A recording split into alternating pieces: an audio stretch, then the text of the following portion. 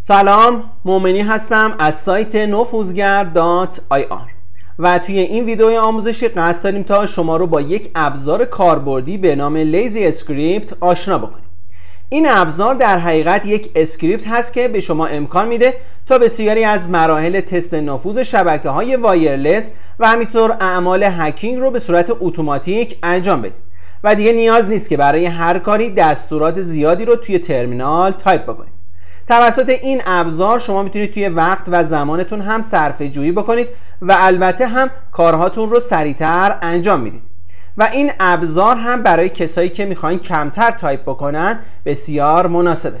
خب حالا ببینیم چطور میتونیم از این ابزار استفاده بکنیم. برای دانلود کردن این ابزار شما کافیه که این دستور رو در داخل ترمینال وارد بکنید. مسیر مربوط به نرم افزار در این قسمت قرار گرفته. شما میتونید از این آدرس نرم افزار مورد نظر رو دریافت بکنید. خب من این خط رو کپی میکنم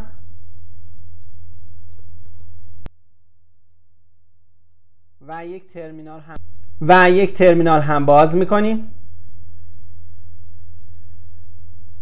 به دسکتاپ وارد میشیم، CD دسکتاپ رو میزنیم تا به دسکتاپ وارد بشیم و دستور مورد نظر رو در ترمینال پیست میکنیم و اینتر رو میزنیم تا دانلود ابزار شروع بشه. خب همونطور که میبینید پوشه‌ای به نام L-Script برای شما روی دسکتاپ قرار گرفته و ابزار لیزی اسکریپت هست که میتونید ازش استفاده بکنید. برای نصب کردن این ابزار به داخل پوشه L-Script وارد میشیم، یه ls میگیریم، بایستی که فایل install.shell رو اجرا بکنیم، اما این فایل فعلا خاصیت اجرایی رو نداره. با دستور chmod به این فایل خاصیت اجرایی رو میدیم.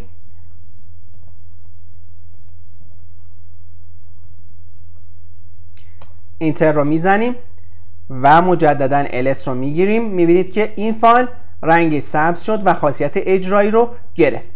حالا برای نصب کردن این ابزار کافیه که .install.shell رو وارد بکنید تا نصب نرم افزار برای شما آغاز بشه. خب من این دستور رو دیگه اجرا نمی کنم چون از قبل این ابزار رو بر روی سیستمم نصب کردم و بعد از اینکه شما نصب نرم افزار رو انجام میدید تنها برای اجرا کردن این ابزار کافیه که در داخل ترمینال حرف L رو تایپ بکنید و اینتر رو بزنید تا ابزار لیزی اسکریپت برای شما اجرا بشه. همونطور که میبینید در محیط لیزی اسکریپت وارد شد. از جمله ویژگی هایی که این ابزار داره این هست که شما به راحتی با وارد کردن یک سری میانبر که در این قسمت برای شما قرار داده میتونید ابزارهای مورد نظر رو اجرا بکنید. همینطور به راحتی میتونید اینترفیس های خودتون رو فعال و یا غیر فعال بکنید.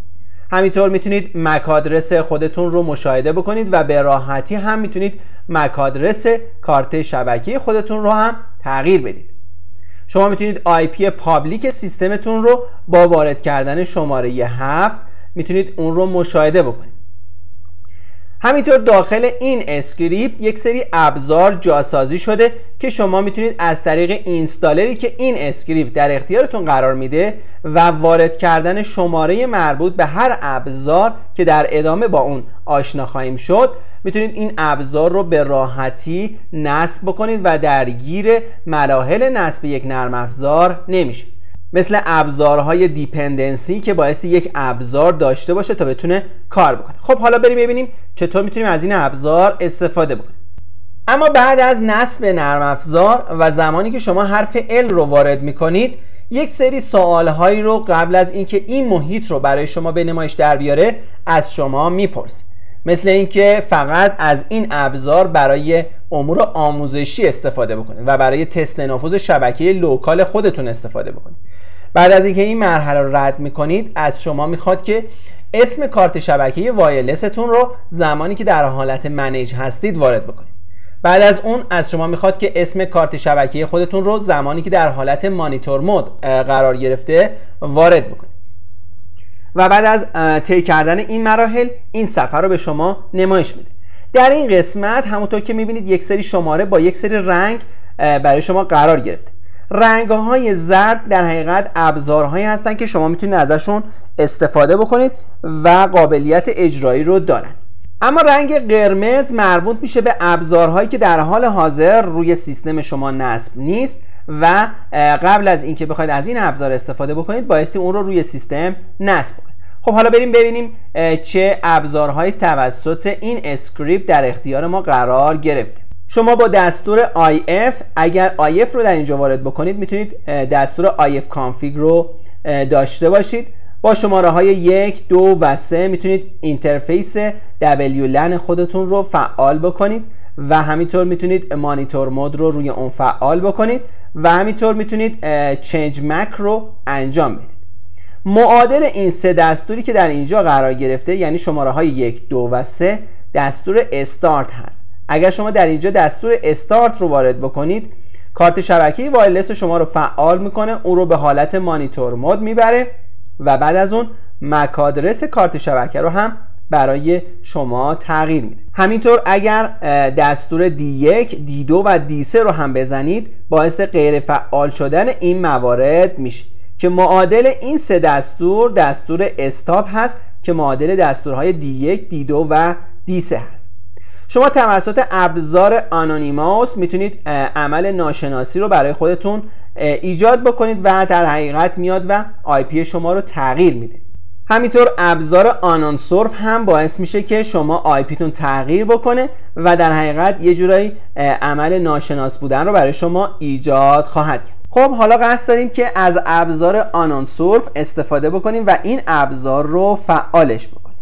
من شماره 5 رو اینجا وارد میکنم و اینتر رو میزنم تا ابزارهایی که مربوط هست به ناشناس کردن شما اجرا بشه و در حقیقت IP شما رو تغییر میده. همونطور که میبینید عمل ما به درستی انجام شد و برای برگشتن به منوی قبلی بایستی که یک کلید رو از صفحه کلید بزنیم.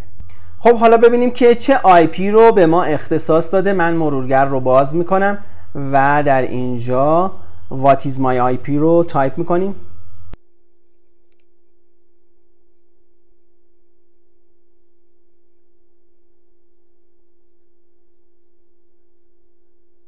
خب همونطور که مشاهده میکنید IP ما در حال حاضر 163 172 101 137 هست.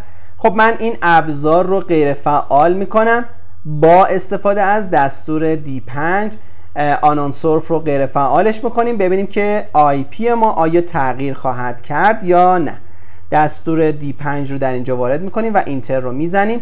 همونطور که میبینید پروسه های مربوط به آنونسورف رو کیل میکنه و کار تمام هست.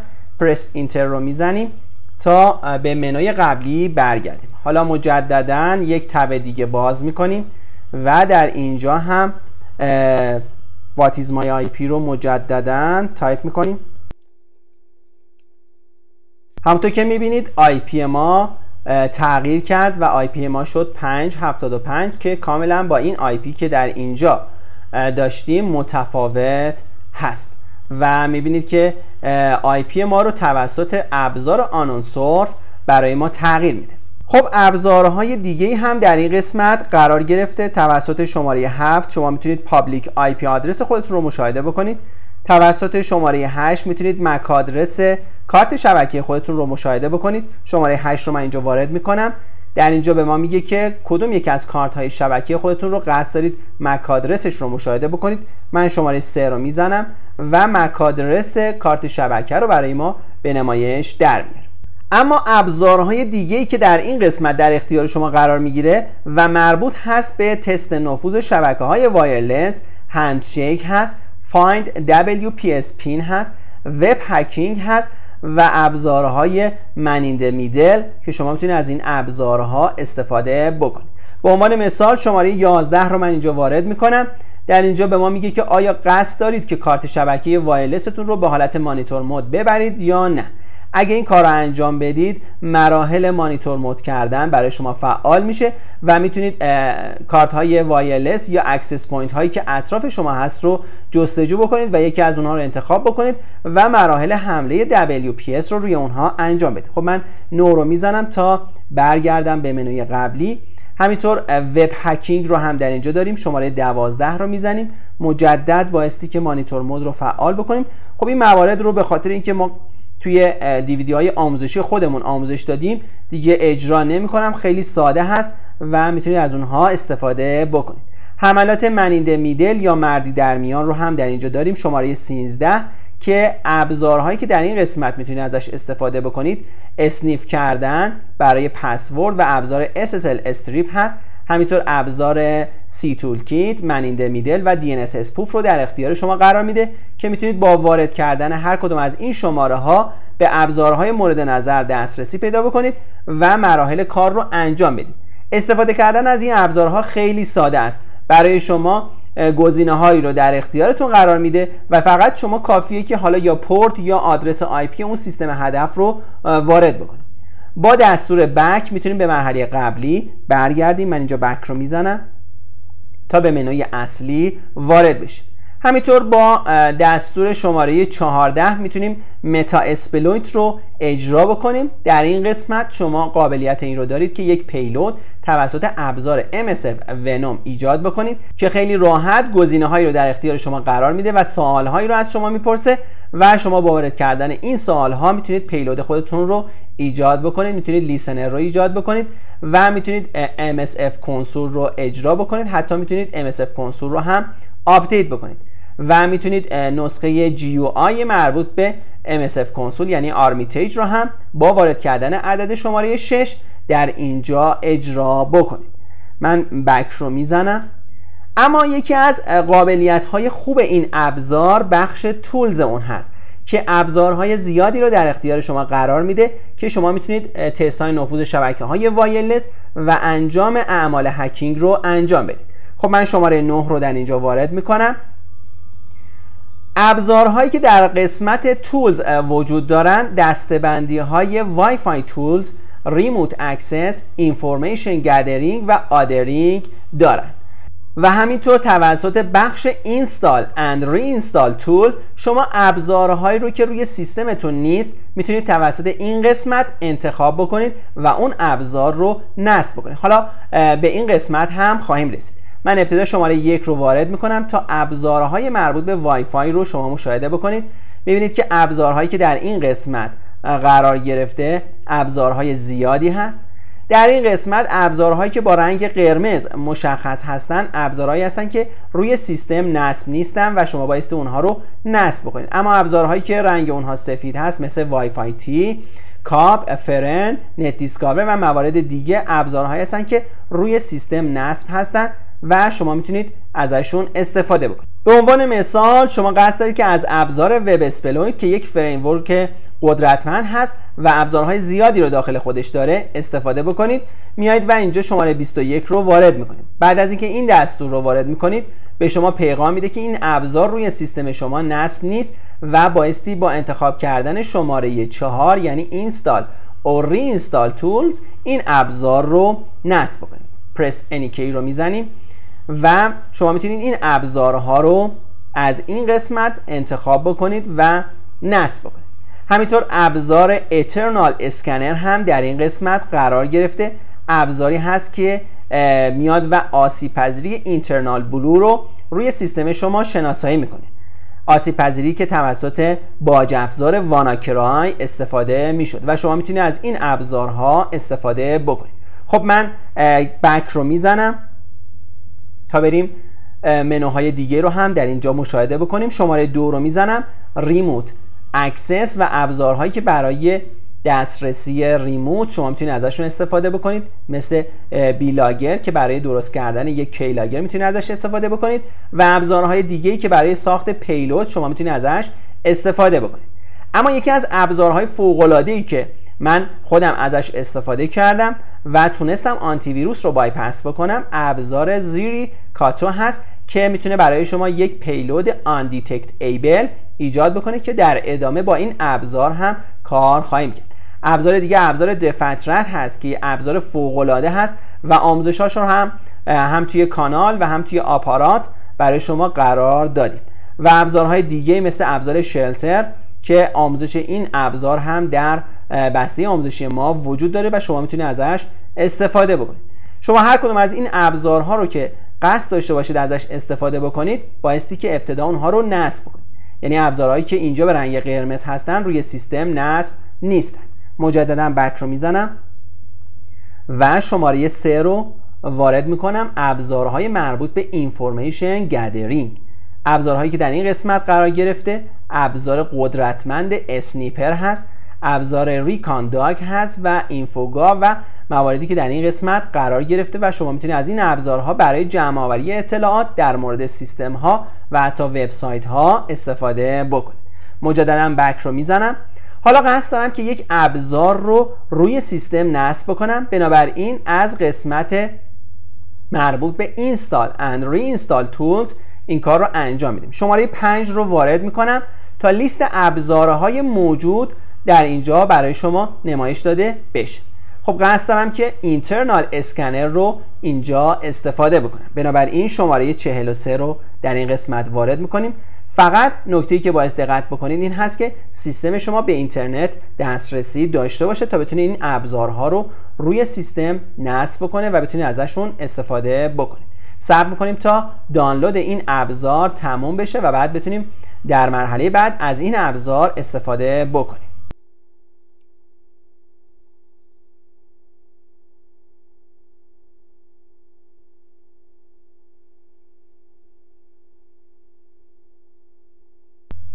خب بعد از اینکه نصب نرم افزار تموم میشه مجددا به منوی مربوط به انتخاب کردن ابزارها برای نصب خواهیم گشت و دیدی که به راحتی میتونیم یک ابزار رو نصب بکنیم بدون اینکه درگیر این بشیم که حالا دیپندنسی های مربوط به این نرم افزار چی هست. با دستور بک به منوی قبلی برمیگردم.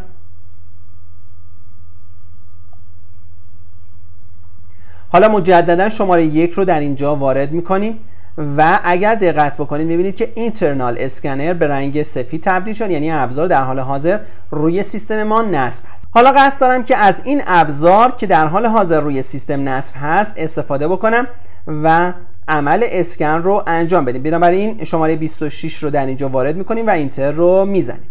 همونطور که مشاهده میکنید در اینجا به شما پیغامی رو میده که این ابزار روی سیستم نصب نیست و یک کلید رو بزنید تا به مرحله قبلی برگردید.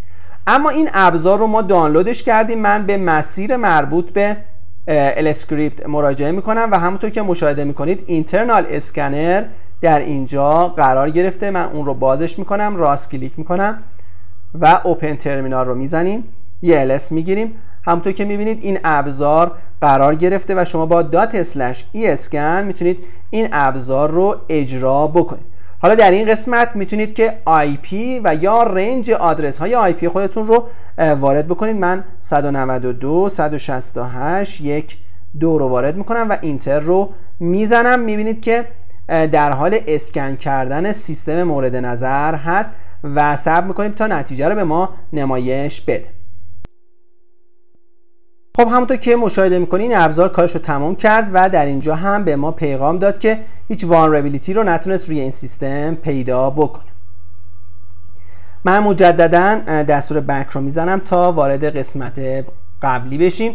حالا قصد دارم که از ابزارهای مربوط به ریموت اکسس استفاده بکنم. شماره 2 رو میزنم و یک پیلود رو که توسط آنتی ویروس قابل شناسایی نباشه رو ایجاد بکنیم. ما از ابزار زیریکتو استفاده میکنیم و این پیلود رو ایجاد خواهیم کرد. شماره 4 رو در اینجا وارد میکنم و همونطور که میبینید در اینجا به ما میگه که این پیلودی که ایجاد میشه رو توسط آنتی ویروس های آنلاین اسکن نکنید. بایستی عبارت yes رو با حرف بزرگ در اینجا تایپ بکنیم و اینتر رو بزنیم.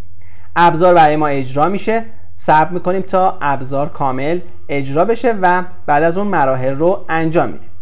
خب در این قسمت به شما میگه که پیلود مورد نظرتون رو انتخاب بکنید. شما میتونید از بین پیلودهای موجود یکی رو انتخاب بکنید و مراحل رو طی بکنید. من شماره 7 رو در این قسمت وارد میکنم و اینتر رو میزنم. پیلودی که چندین بار این کد خواهد شد. در این قسمت از شما میخواد که تعداد دفعاتی که قصد دارید این پیلود رو این کد بکنید رو وارد بکنید. یک عدد بین 1 تا 500 رو بایستی وارد بکنید. به عنوان مثال عدد 150 رو اینجا وارد میکنیم و اینتر رو میزنیم. در مرحله بعد بایستی که الهاس رو وارد بکنیم من ببینم که آدرس IP سیستم چی هست. آدرس IP رو اینجا کپی میکنیم و در این قسمت قرار میدیم، اینتر رو میزنیم. در مرحله بعد بایستی پورت مورد نظر رو وارد بکنیم.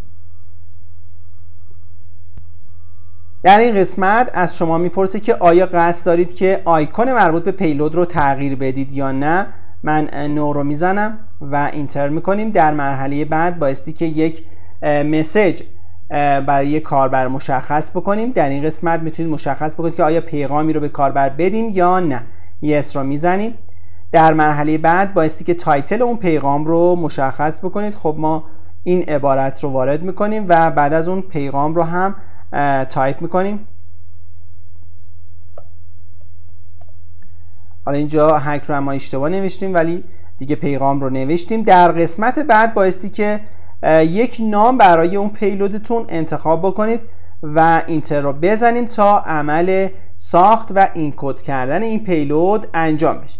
بعد از اینکه این پیلود ساخته شد، پیلود مورد نظر رو به سیستم هدف منتقل میکنیم و توسط آنتی ویروس اون رو چک میکنیم. ببینید که توسط آنتی ویروسی که آپدیت شده قابل شناسایی نیست و بقیه مراحل دیگه خیلی ساده هست و این ابزار برای شما یک هندلر یا لیسنر رو ایجاد میکنه و با اجرا کردن اون برنامه شما میتونید از سیستم هدف دسترسی رو بگیرید. خب پیلود مورد نظر ایجاد شد و در پوشه مربوط به آوتپوت برای این ابزار قرار گرفته. به محل مربوطه مراجعه میکنیم.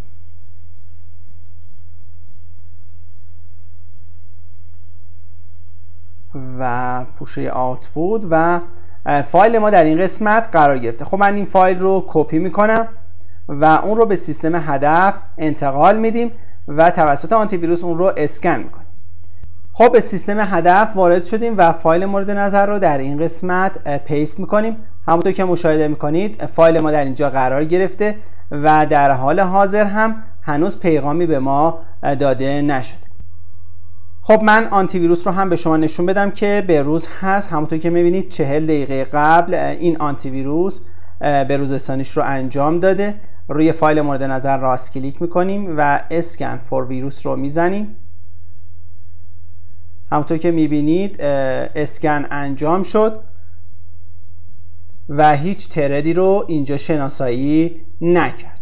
خب حالا من بایستی که فایل مورد نظر رو در اینجا اجرا بکنم. قبل از اون برمیگردم به سیستم کالی خودم و لیسنر مربوطه رو اجرا میکنیم. یس رو میزنیم تا این هندلر و لیسنر در روی سیستم کالی برای ما ایجاد بشه و بعد از اجرای فایل بتونیم از سیستم هدف دسترسی رو بگیریم. خب لیسنر ما در اینجا آماده هست. من برگردم به سیستم هدف و فایل مورد نظر رو اجرا می کنم.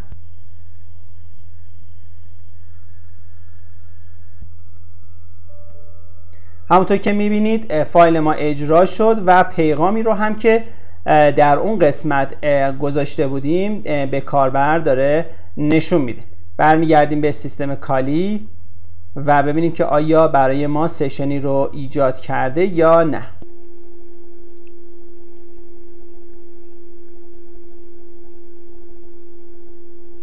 همونطور که مشاهده میکنید بعد از اینکه روی پیغام خطا من اوکی رو زدم در اینجا برای ما سشن ایجاد شد و با دستور sessions-i میتونیم سشن های خودمون رو مشاهده بکنیم. من سشن مورد نظر رو انتخاب میکنم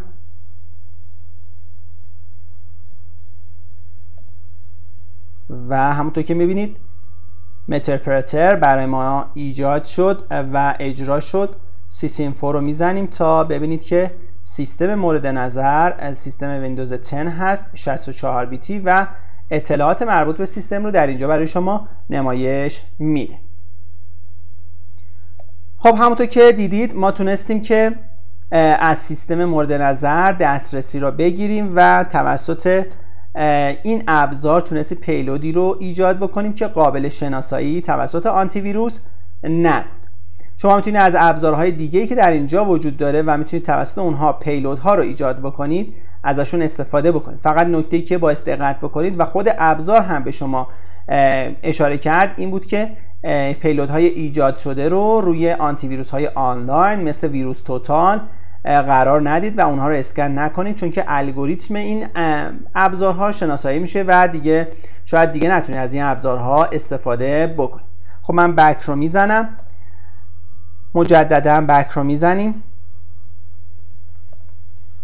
همونطور که دیدید ابزار لیزی اسکریپت یک ابزار کاربردی و بسیار خوب هست که شما میتونید کارهای خودتون رو به شکل اتوماتیک انجام بدید بدون اینکه کمترین دستوری رو تایپ بکنید و خیلی از کارها رو برای شما به شکل اتوماتیک انجام میده، در عین اینکه خیلی از ابزارها رو در اختیار شما قرار میده و شما میتونید از این ابزارها برای کارهای مختلف استفاده بکنید. در قسمت تولز این ابزارها وجود داره و به راحتی میتونید توسط اینستالر مربوط به این برنامه اون ابزارها رو هم روی سیستم نصب بکنید. خب امیدوارم که از این آموزش هم لذت برده باشید و در پایان از شما میخوام که کانال و وبسایت ما رو هم معرفی بکنید و از ما حمایت بکنید. بسیار سپاسگزارم و خدا نگهدار.